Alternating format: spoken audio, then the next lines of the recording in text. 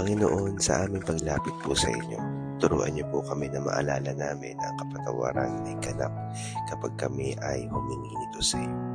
Alam po namin, O Diyos, na marami mga bagay na magpapaalala sa amin sa aming ginawa sa iyo, sa kapwa namin o sa aming sarili na kasalanan.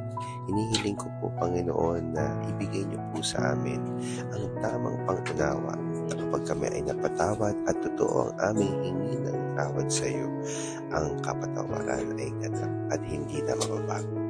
Bigyan niyo po kami, Panginoon, ng puso na hindi nag-aalala na maaaring hindi niyo kami napatawad dahil sa pagbigat o lawak ng aming pagkakasala. I-remind niyo po kami na ang guilt ay galing sa kaaway.